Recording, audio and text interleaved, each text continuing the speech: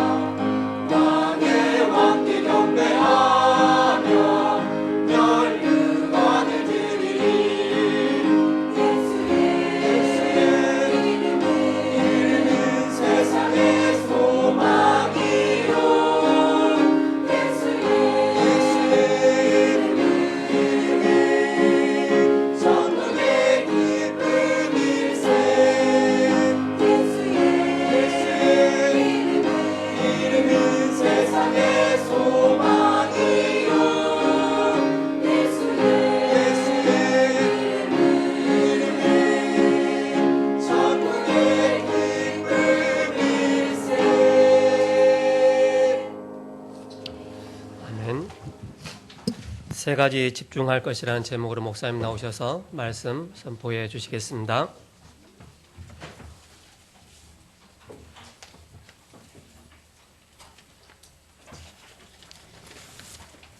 오늘 4장 2절에 보시면 그런 말씀이 있죠. 곧 많은 이방 사람들이 가며 이르기를 오라 우리가 여호와의 산에 올라가서 야곱의 하나님의 전에 이르자. 그가 그의 도를 가지고 우리에게 가르치실 것이니라. 우리가 그의 길로 행하리라 하리니 이는 율법이 시온에서부터 나올 것이요 여호와의 말씀이 예루살렘에서부터 나올 것입니다. 그래서 우리가 여호와의 산에 올라가자. 그러면서 율법이 시온에서부터 나온다. 시온이란 단어를 쓰고 있는데요. 그 시온은 그 거룩한 산인데 예루살렘 성전이 있는 산입니다. 다윗이 처음에 그 요새를 뺏었어요. 그리고 그것을 이제 시온이라고 이제 불렀는데 거기다가 나중에 예루살렘 성전을 거기다가 지었습니다. 이스라엘 백성들은 시온산 하면 예루살렘 성전이 있는 곳이고 거룩한 산이고 하나님이 그것에서 말씀을 주신 산이고 늘 그 시온산 예루살렘 성전 중심으로 모든 신앙생활이 항상 이루어졌습니다. 바로 그것은 하나님 중심이죠. 바로 말씀 중심입니다. 그래서 우리가 시온으로 올라가자. 그래서 이스라엘 백성들이 늘 집중했던 곳입니다.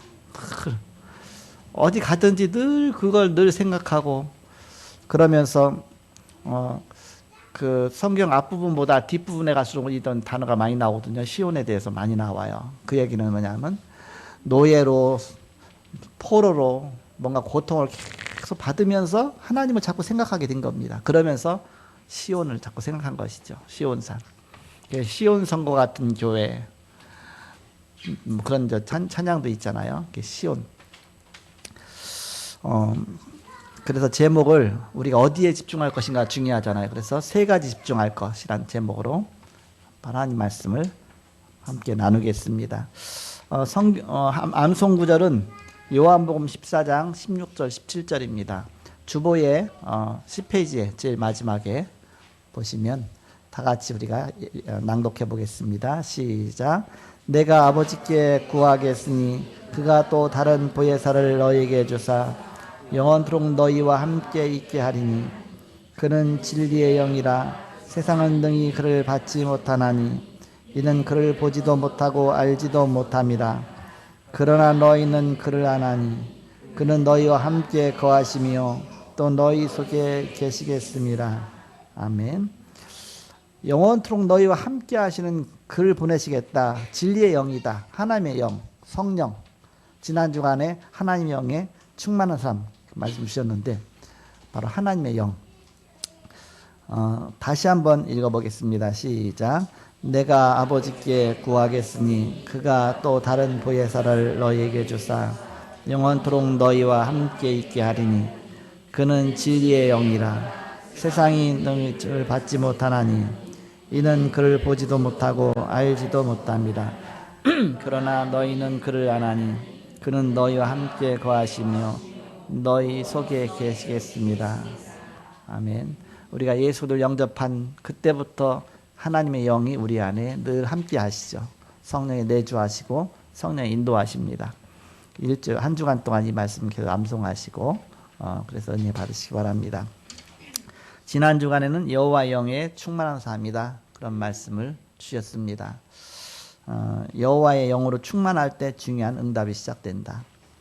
한계를 뛰어넘는 헌신을 하고도 남게 된다. 절대 헌신했는데 다른 사람들이 못 가는 곳을 가게 된다. 그런 말씀을 주셨습니다. 서론적으로 내가 살아야 교회도 살고 현장도 살릴 수가 있습니다. 내가 죽으면 아무것도 못하죠. 나를 늘 살려야 된다. 내가 어디에 집중하느냐가 중요하다. 그런 뜻이죠. 내가 지금 생각하고 있는 그것이 바로 나 자신입니다. 생각하고 있는 그것이. 그 생각대로 되어지게 돼 있습니다. 그쪽으로 방향 맞춰 가게 돼 있으니까.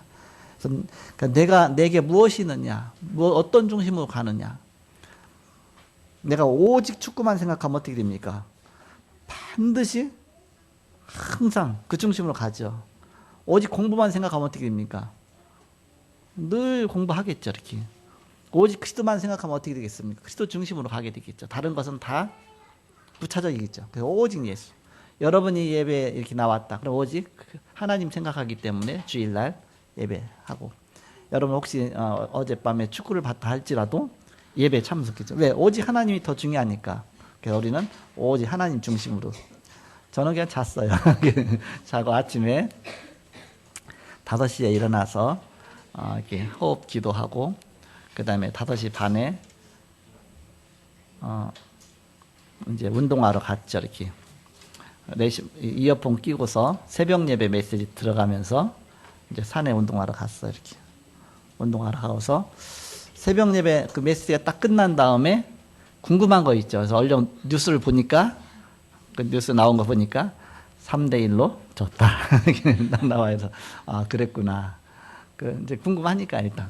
그래서 그 다음에는 이제는 이제 그 핵심 메시지 또 산업선교 메시지 그걸 쭉 들었어요.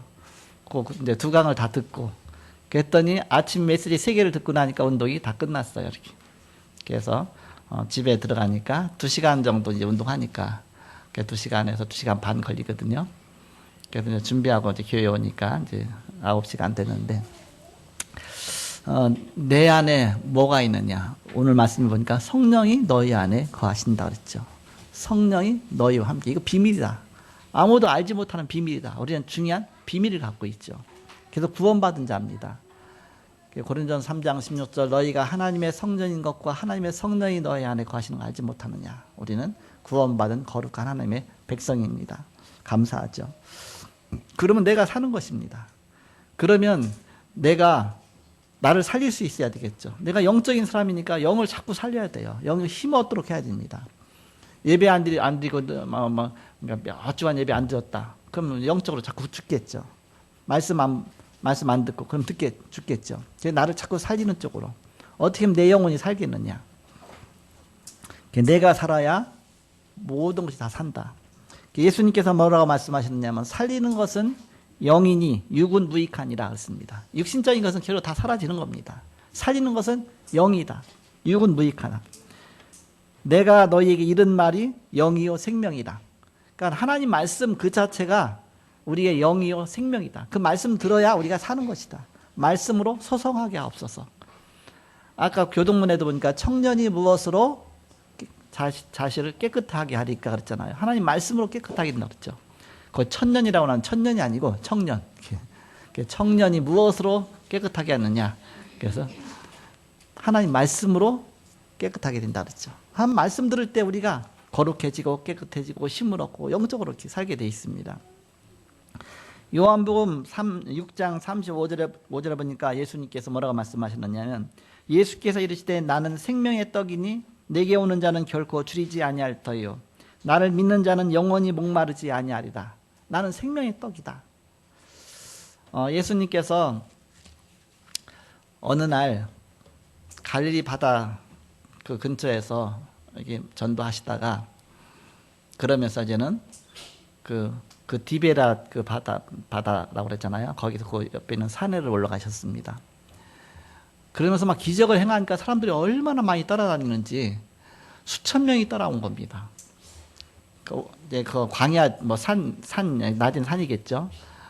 거기서 이제는 예수님께서 너무 사람들이 많은데 집하고 멀리 떨어져 있잖아요. 그럼 배고프잖아요. 일단 먹어야 되니까 사람은 말씀 듣더라도 너희에게 이렇게 좀 이렇게 뭐 음식 있느냐 그랬더니 음식이 뭐 있겠습니까? 그 당시 먹을 것도 별로 없는데. 근데 어떤 소년이 도시락을 내놨어요. 그 도시락이 뭐냐? 물고기 2마리가 들어있고 또 이제 보리떡 5개가 갖다 오병이어라 그러잖아. 떡병째 갖고 떡 5개 하고 2마리다 물고기. 오병이어야 이어라 그러죠. 그걸 내놨는데 예수님께서 축사하시고 기도하신 다음에 그걸 떼어 나눠주니까 5,000명이 먹고 12강주리가 남았어요. 기적이죠. 하나님이니까 할 수가 있죠. 그걸 보고서 거기 모인 사람들이 많이 놀란 겁니다. 야, 이 사람을 왕으로 세우면 우리가 먹는 문제 다 해결되겠다. 그냥 도시락 하나 갖고 5,000명 먹었으니까 떼어져도 또 나오고 다 떼어져 끊임없이 나오거든 이게. 그래갖고서 그 사람들이 막 쫓아다니는 거예요. 예수님 막 어떻게든지 뭔가 이렇게. 그러니까 예수님께서 그 요한복음 6장에 나오는데 그걸 그 속에서 하시는 말씀이 너희가 어떻게 40년 동안 광야 생활에 농사도 안 짓고 40년을 무사히 통과했냐. 곡식도 없는데 어떻게 했냐. 하늘에서 하나님께서 만나를 내려주시지 않느냐. 만나가 어떻게 생겼느냐. 하늘에서 그냥 이렇게 이슬 내리는 것처럼 내려요. 그럼 그것이 돌멩이에도 내리고 나무에도 내리고 여러 가지 내리거든요. 바위에도 내리고 그러면 그게 이제는 해가 이제 나면서 그게 좀 말라요. 약간 말르면 그게 하얀 가루가 돼요. 그걸 긁어갖고 모으면은 그게 이제는 밀가루처럼 돼갖고서 그걸로 떡을 해 먹는 겁니다. 이렇게. 그게 늘 아침마다 계속 내린 거예요. 새벽마다. 그래서 그걸 갖다가 먹으면서 40년을 버틴 겁니다. 그게 만나입니다. 만나. 그런데 신기하죠? 가나안 땅에 들어갔는데 안 내려와 이제 그게. 가나안 땅 들어와서 이제 농사 짓기 시작하면서 그게 안 내려와. 하나님이 특별한 기적으로 역사하신 것이죠. 그러니까 그거 먹으면서 우리가 이 만나만 먹고 우리가 살겠냐. 기운이 약한데 우리가 고기도 먹어야 되지. 불평하니까 하나님께서 내가 내일 아침 고기를 많이 주겠다. 그다음 막 바람이 어마어마한 바람이 부르니까 메추라기가 팍 너무너무 심한 바람에 파닥파닥거리다가 이게 잘 날지도 못하고 너무 지치면 그렇댔잖아요. 그러니까 그 낮은 곳에서 파닥파닥거리고 있으니까 그 이스라엘 백성들이 하나씩 다 잡은 겁니다. 잡아서 그 메추라기를 먹은 거예요. 그 고기를 먹은 거죠. 실컷 먹었죠. 그러면서도 하나님의 불신하는 겁니다. 우리가 지금 여기서 뭐 굶어 죽을 거냐, 아니면 우리가 가야 될 가나안 땅은 그쪽은 어마어마한 막 이렇게 장수도 있어서 우리가 다 그들한테 죽을 것이다, 뭐 할 것이다, 우리가 정말 매장지가 없어서 이 광야 속에서 다 죽게 만드느냐, 계속 불신앙한 겁니다. 불신앙 속은 사단의 역사잖아요. 그러니까 늘 이스라엘 백성은 실패한 거예요. 이렇게 하나님이 어마어마한 응답 주시는데도 불구하고 또 불신앙하고 또 무너지고 또 무너지고. 그러니까 하나님은 자꾸 능력을 보여주시는 겁니다. 내가 하겠다. 그걸 보여주신 겁니다. 그래서 예수님께서 오병이어 기적을 행하시면서 중요한 말씀하신 내용들이 요한복음 6장에 쭉 나오잖아요. 내가 생명의 떡이다. 바로 너희가 광야에서 정말 떡을 먹었는데 내가 생명의 떡이다. 나를 먹어라. 나를 먹어라. 그렇죠? 그거는 아니 어떻게 산 사람을 우리가 먹겠냐 그랬잖아요. 나를 먹어라. 그거는 뭘 말하냐면 예수님 주시는 말씀을 먹어라 그런 뜻인데 그게 자꾸 이해가 안 되는 겁니다. 자기들은. 그래갖고서 예수님이 직접 이제는 자기 자신을 십자가에 달리시면서 우리에게 그 구원의 길을 열어주셨잖아요. 그게 생명의 떡이 되신 것입니다. 그리고 생명의 생명수가 되신 것입니다. 예수님이 십자가의 피를 흘리시면서 우리가 살았죠. 우리가 생명을 얻었으니까. 우리가 성찬식 할 때에 떡을 하나씩 나눠 먹잖아요. 그러면서 이것이 예수님의 몸이다. 그렇게만 먹잖아요. 또 포도주를 마시죠. 이거는 예수님의 피다. 그래서 예수님이 십자가 죽으시고 예수님 피를 흘리시고 그 하나님의 은혜로 말미암아 내가 구원받았다. 내가 영원한 생명을 얻었다. 그걸 보여주시는 것이죠. 거기에서 예수님께서 그런 말씀하신 것입니다. 살리는 것은 영이니 육은 무익하다. 너가 자꾸 육신적인 것만 생각하는데 그러면서 내가 너에게 이른 말씀이 영이요 생명이다. 이 말씀 붙잡으면 사는 것이다. 그리고 예수께서 이르시되 나는 생명의 떡이니 내게 오는 자는 결코 줄이지 아니할 터요 나를 믿는 자는 영원히 목마르지 아니하리다. 수가성 여인이 예수님의 말씀 듣고 구원받았죠. 어마어마한 그런 축복을 누렸습니다. 그것처럼 말씀이 들어가면 죽었던 영혼들이 다 살게 되는 것입니다. 그러면서 이제는 나를 먹어라 뭐 하라 그러니까는 너무 이제는 이해가 힘들잖아요. 그러니까 사람들이 이건 어려워서 이걸 이렇게 이해할 수가 있겠는가. 그러면서 막 예수님 따라가다가 막 그런 처음에 따라올 때 이제 먹는 것 때문에 따라왔다가 메시지가 점점 어려워지니까 이제 꾸벅꾸벅 졸다가 이거 못 깨닫겠다 간자 졸리다 다 한 겁니다. 다 뿔뿔이 흩어지니까 이제 예수님이 12사도를 데리고 말씀 전하셨잖아요. 근데 다 떠나고 12사도만 남았잖아요. 근데 12사도한테 말하면 너희도 갈 거냐? 너희도 가려느냐? 그랬어요. 그랬더니 시몬 베드로가 뭐라고 말합니까? 68절에 가서 보니까 요한복음 6장 68절에 보니까 시몬 베드로가 대답하되 주여 영생의 말씀이 주께 있사오니 우리가 누구에게로 가오리까? 영생의 말씀이 주님께 있는데 우리가 누구한테 가오리까? 우리는 예수님 끝까지 따라가겠다 그 얘기 아닙니까? 그러니까 12사도가 그만큼 축복을 받게 된 것이죠. 그래서 우리가 구원받게 되는데 성경은 구원의 책이죠. 성경의 구원의 길을 쭉 기록해놨습니다. 성경의 핵심은 구원자로 오실 그리스도 오실 것에 대한 예언의 책이죠. 신약은 그리스도께서 오셔서 십자가에서 죽으셔서 우리 죄를 대속하시고 그리스도란 증거로 부활하셔서 3일 만에 부활하셔서 지금 살아계시고 지금 성령으로 역사하시는 것을 증거한 책이 바로 성경이다. 특히 이제 사도행전에 기록되어 있죠. 오늘 말씀은 이제 미가서 아닙니까? 미가서는 소선지서입니다. 구약은 쭉 이제 5부분으로 나뉘게 되죠. 제일 먼저 모세 오경이 나오죠. 창출, 레민, 신. 창세기, 출애굽기, 레위기, 민수기, 신명기. 창출, 레민, 신. 모세 오경이 나오죠. 거기 율법에 대해서 기록이 나와요. 또 성전에 대해서 하나님께 예배하는 것에 대해서 모든 그런 부분에 대해서 나오죠. 그런 다음에 이제 역사서가 12권이 나옵니다. 역사서는 이제는 그 이스라엘 중심으로 해서 그 하나님 역사하신 그 왕들을 세우고 주로 왕 이름이 많이 나오죠. 역사서가 12권이 쭉 나오죠. 그런 다음에는 시가서가 나옵니다. 문학서라고도 하고 시가서라고도 하죠. 욥시, 잠언, 나죠. 욥기, 시편, 잠언, 전도, 아가서. 거기를 통해서 이 복음 붙잡은 사람, 하나님 말씀 붙잡은 사람들의 누림에 대해서, 시에 대해서, 찬양에 대해서 그런 게 쭉 나오죠. 이렇게. 그러면서 이제는 선지서가 나오게 됩니다. 선지서는 두 가지로 나누죠. 대선지서와 수선지서로 나눕니다. 대선지서는 양이 두꺼워요, 많아요. 그러니까 앞부분에 좀 많이 앞부분에 5권, 욥기, 대선지서는 사렘의 결단이죠. 이사야, 예레미야, 에스겔, 사렘의 결단, 이사야, 예레미야, 에가, 그 다음에 에스겔, 다니엘 5권이죠. 사렘의 결단. 성경에 앞에 목록 있는 거 순서대로 말한 겁니다.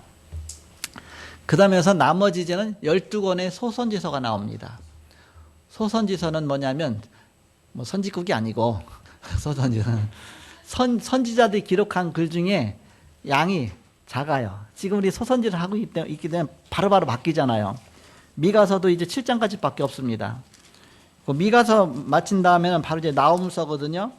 나훔서는 3장까지밖에 없어요. 그다음 하박국이에요. 호박국이 아니라 하박국. 이렇게. 그것도 몇 장 안 돼요. 그다음 금방 말라기가 나와요. 말라기는 이제 좀 지나 말라기 나오죠. 그게 이제는 구약의 끝입니다. 구약의 끝으로 갈수록 예수님 오실 날이 점점 가까워져. 바로 구약이 마치고 신약에서 예수님 오셨으니까. 그래서 그 예수님의 그 기록한 그 임재가 점점 가까워오기 때문에 거기 이제 끝이 가까울수록 주로 여러 가지 막 환상도 많이 나타나고 또 어떤 징조도 많이 나타나기도 하고 여러 가지 상징적인 표현도 많이 나타나고 또 굉장히 구체적인 그런 지명도 나오고 사람 이름도 나오고 그대로 그것이 다 성취가 되어지죠. 그래서 오늘 1절에 보니까 어떤 말씀이 나오냐면 끝날에 이르러 그랬습니다. 자, 끝날에 이르러는 여기 끝날에 이르러는 그랬는데 이 단어가 나오는데 이것은 그리스도께서 오셔서 이루실 현상들에 대해서 기록하고 있는 것입니다. 끝날에 오실 날이 가까웠다. 끝날에 예수님 오시고서부터 바로 부활하시고 나서도 말세 시대 아닙니까? 그러면서 오늘 본문의 4장 1절 2절에 보니까 1절에 끝날에 이르러는 여호와의 전의 산이 여호와의 전이 있는 산, 그게 시온산입니다. 여호와의 전의 산이 산들의 꼭대기에 굳게 서며 작은 산들 위에 뛰어나고 민족들이 그리로 몰려갈 것이라. 곧 많은 이방 사람들이 가며 이르기를 오라 우리가 여호와의 산에 올라가서 야곱의 하나님의 전에 이르자. 그가 그의 도를 가지고 우리에게 가르치실 것이니라.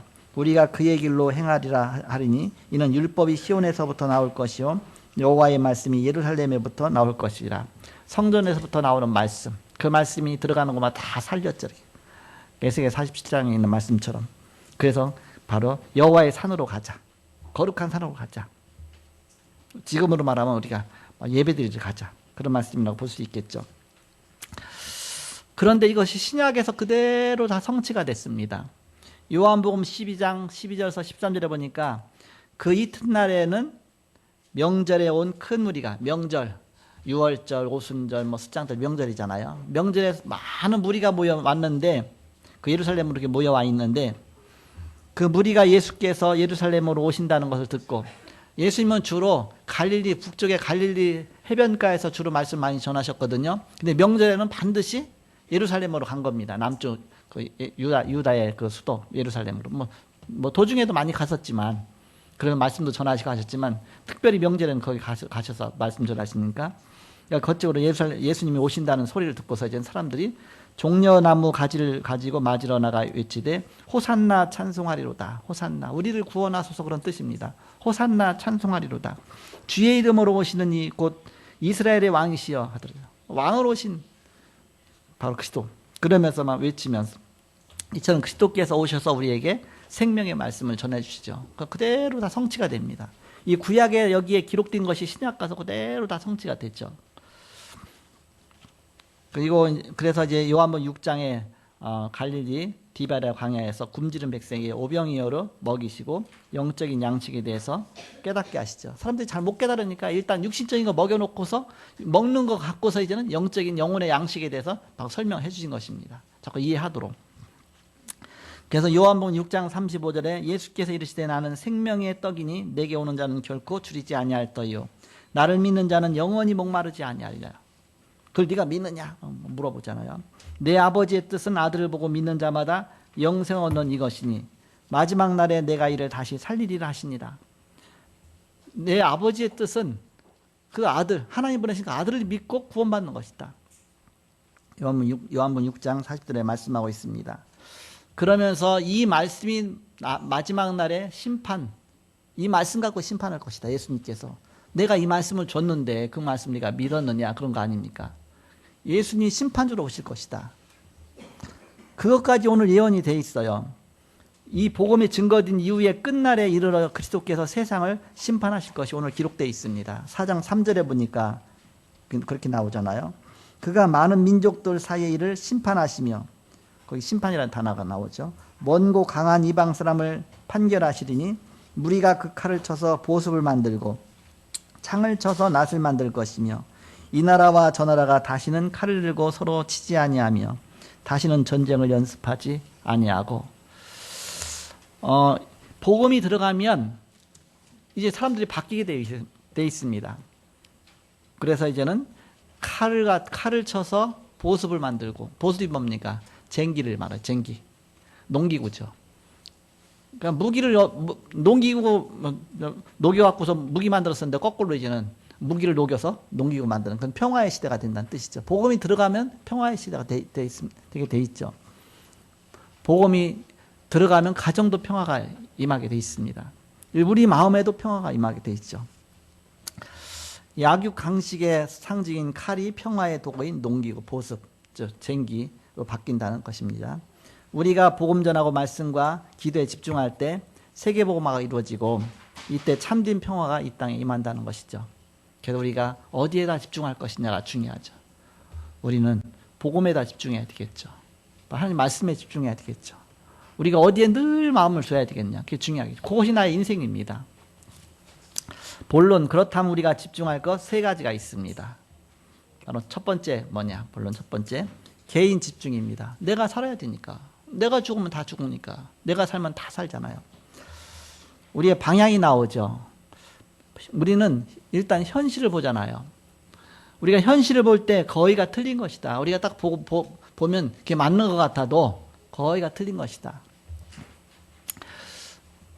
선글라스 쓰고 보면 색깔이 있으면 빨간 안경 쓰고 보면 빨갛게 보인다고 하잖아요. 그러니까 내 관점에서 보는 겁니다. 거의가 내 관점에서. 보는 눈이 중요하죠. 보는 눈. 무엇을 하는 것보다 더 중요한 것은 무엇을 보느냐가 중요하다. 우리가 보면 정확하게 봐야 된다. 우리는 일단 현실을 볼 줄 알아야 된다. 근데 거의 틀린 것이다. 그 현실대로만 생각하고 판단하면 안 된다. 그런 뜻입니다. 우리는 현실도 보지만 우리가 사실을 볼 줄 알아야 됩니다. 거의가 자기 입장이에요, 사람들이. 그러니까는 자기 입장에서의 항상 말도 하고 행동도 하거든요. 그 사실을 잘 봐야 되는데 우리가 현실도 보고 사실도 볼 줄 알지만 더 중요한 것을 봐야 된다. 여기까지만 봐서는 안 된다. 우리가 정확하게 판단하려면. 우린 진실을 볼 줄 알아야 됩니다. 진실. 그 숨은 문제가 다 있습니다. 자기 어떤 문제가 있어요. 숨은 문제가 있죠. 그래서 그 진실을 우리가 볼 줄 알아야 되죠. 그러면서 우리는 이 세상 사람들도 여기까지는 보지만 우리는 더 중요한 것을 볼 줄 알아야 됩니다. 바로 영적 사실까지 봐야 됩니다. 영적 사실. 사람마다 다 다르기 때문에 바로 영적 문제 있잖아요. 그럼 그 사람 우리가 잘 이해하고서 그 속에서 그 사람을 도와줘야 되죠. 그렇지 않으면 뭐 우리가 자꾸 엉뚱한 하기 쉽죠. 그래서 우리가 분별을 잘해야 된다. 이렇게 이것을 동시에 볼 줄 아는, 현실도 볼 줄 알고 사실도 볼 줄 알고 진실도 볼 줄 알고 영적 사실도 볼 줄 알고 그 속에서 우리는 하나님의 뜻과 답을 찾는 겁니다. 정확하게 봐야 정확하게 분석이 나올 거 아닙니까? 그래서 그 속에서 하나님의 뜻을 찾고 하나님의 답을 찾고 우리가 한 사람 말 듣고서 판단하면 안 됩니다. 이 사람도 들어보고 저 사람 말도 들어보고 그 반대편 사람 말도 들어보고 이렇게. 그래서 우리가 이렇게 속지 않아야 되잖아. 이렇게. 그러면서 우리가 이제는 세 가지에 집중하는 것입니다. 어디에 집중하느냐? 사도행전 1장 1절. 내가 먼저 쓴 글에는 그렇죠. 바로 예수님이 그리스도다. 그것을 기록한 것이 먼저 쓴 글 누가복음 아닙니까? 바로 그리스도, 예수님이 그리스도시구나. 여기에 집중해야 된다. 예수 그리스도 이 사실 모르면 우리는 영적 문제 올 때 속을 수밖에 없습니다. 실패할 수밖에 없죠. 그러면서 1장 3절입니다. 사도행 1장 3절. 하나님 나라. 하나님 나라 일에 대해서 말씀하시는 하나님 나라가 임해야 되죠. 우리가 여기에 집중하는 것이다. 내게 하나님의 나라가 임하고 내 가정에 하나님 나라가 임하고 그 얘기는 반대는 뭡니까? 사단의 나라, 흑암의 나라가 우리는 모든 현장을 장악하고 있다. 그 얘기입니다. 예배를 뺏어가고 우리의 인생을 뺏어가는 사단의 그 계략들이 다 무너져야 되죠. 그게 안 무너지는 우리는 모든 게 다 속게 돼 있습니다. 그러면서 사도행 1장 8절에 집중하는 것입니다. 오직 성령이 너희에게 임하시면 너희가 권능받고 성령 충만이죠. 그러면 이때 세계복음화의 증인까지 되어진다. 여기에 집중해야 된다. 그리고 사도행전 1장 14절. 초대교회는 이 언약 붙잡고 집중했는데 큰 역사가 일어났죠.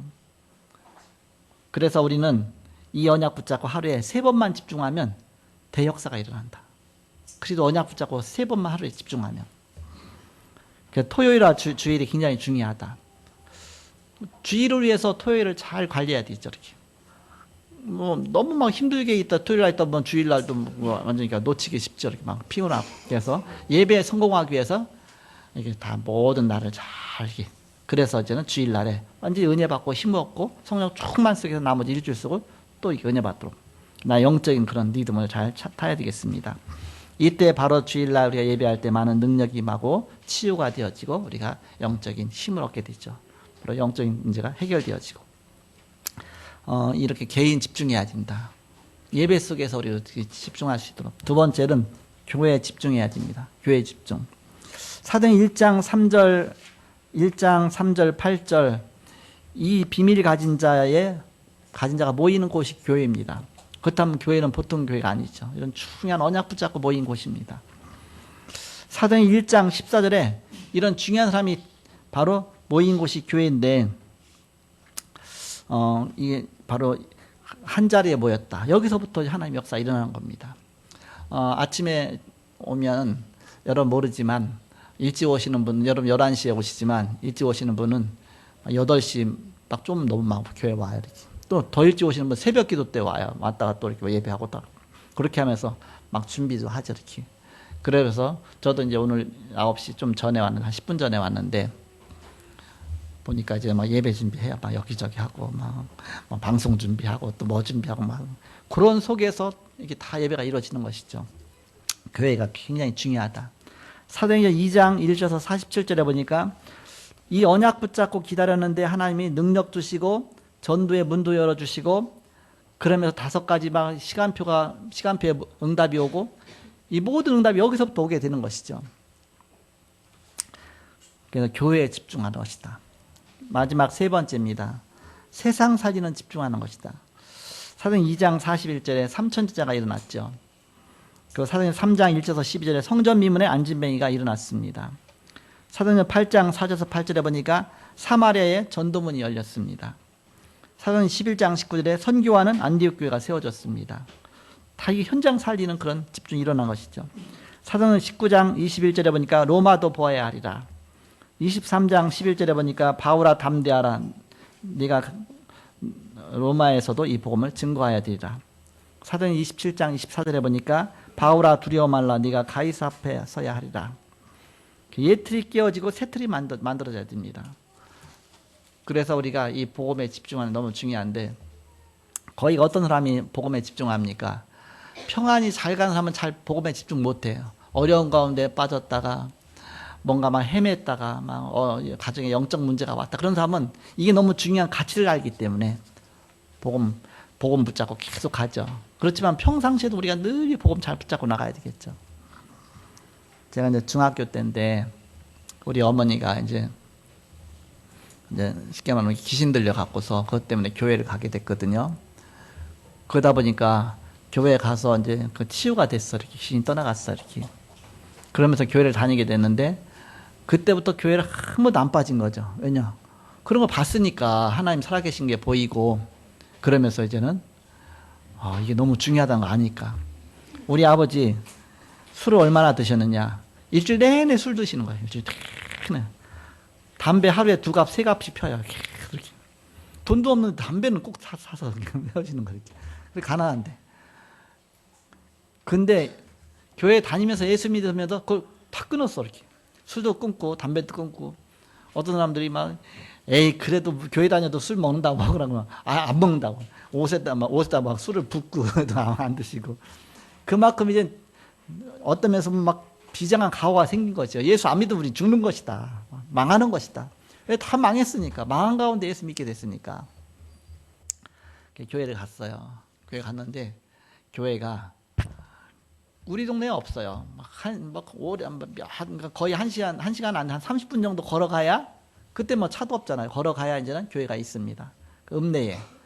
그럼 거기에 이제는 산이 하나가 있어요. 이렇게 시온산처럼.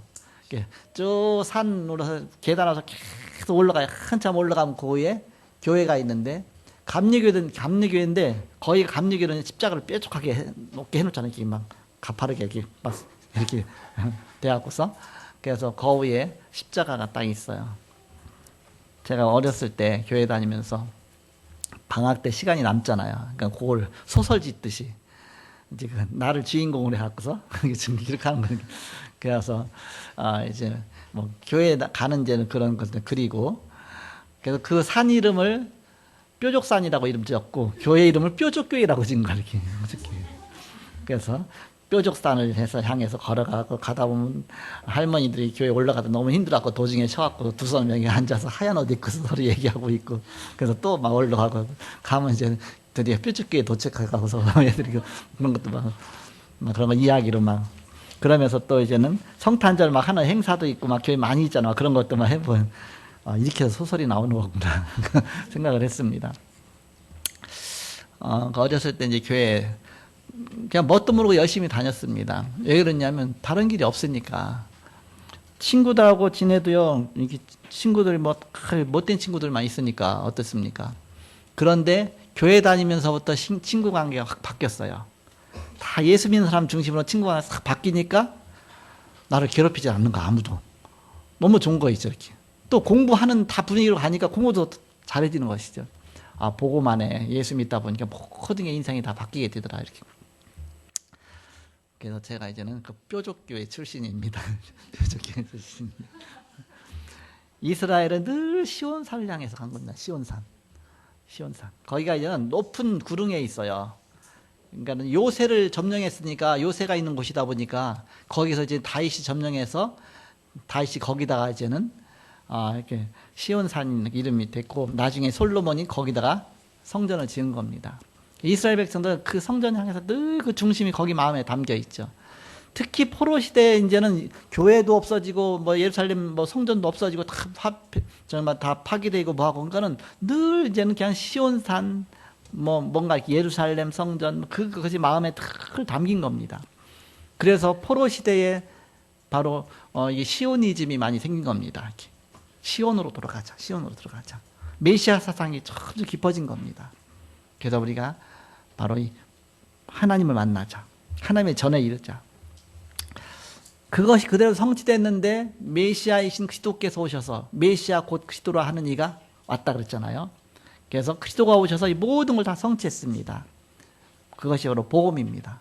그래서 우리는 어디에 집중해야 되냐? 이 복음에 집중하면서 이제 나를 살리는 겁니다. 나에 집중하고 그러면서 이제는 교회를 살리는 겁니다. 교회를 집중하고 현장을 살리는 겁니다. 현장 집중하고 그래서 이제는 그 성령이 나를 주관하시고 성령이 나와 동행하시고 성령이 나에게 역사하시도록 우리가 늘 보고만 있어야 되겠죠.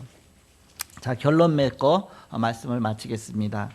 나에 대한 집중인데 정말 언약 붙잡고 그리스도 붙잡고 나에 대해 집중할 때 하나님의 능력을 주십니다. 오순절 날에 그랬죠. 바로 성령의 능력을 역사하시고 그러면 사람에 대한 집중이죠. 우리가 다른 사람에 집중하면 그때부터 이제 우리가 바로 우리 그들에게 복음을 줄 수가 있죠. 그렇게 말씀을 전할 수 있죠. 이때 치유가 일어나고 또 그들이 또 이제 서밋이 되어지게 돼 있죠. 그 교회에 집중이죠. 교회가 부흥되어지게 돼 있습니다. 복음 갖고 집중하면 그래야 세상 살리는 교회가 되어지게 됩니다. 그래서 한 주간 동안도 이런 되어지는 전도의 축복이 여러분에게 임하길 그리스도의 이름으로 축복합니다. 기도 집중에 축복 누리시기 바랍니다. 기도하겠습니다. 하나님 감사합니다. 우리는 부족하고 연약하지만 그리스도는 지금도 살아계셔서 부활의 능력으로 역사하시는 주님. 우리가 숨을 쉬지 못하면 금방 우리가 죽을 수밖에 없고 우리가 양식을 먹지 못하면 금방 우리가 쇠할 수밖에 없지만 바로 우리가 오직 바로 복음 붙잡고 우리가 늘 힘을 얻을 때에 바로 영적으로 또 우리가 늘 하나님과 가까이 할 때 우리에게 힘을 주시고 역사하심을 믿습니다. 한 주간도 그리스도 바라보고 승리하는 온 성도가 되게 하여 주옵소서. 너희 대적 마귀가 우는 사자처럼 삼킬자를 찾아 두루 다닌다고 했습니다. 우리가 환경과 어려움과 문제 속에 속지 않게 하시고 그리스도 언약 붙잡고 승리하게 하여 주옵소서. 오늘 이 시간 함께 하신 주님께 모든 영광과 찬양을 돌리며 주 예수 그리스도의 이름으로 기도하옵나이다. 아멘.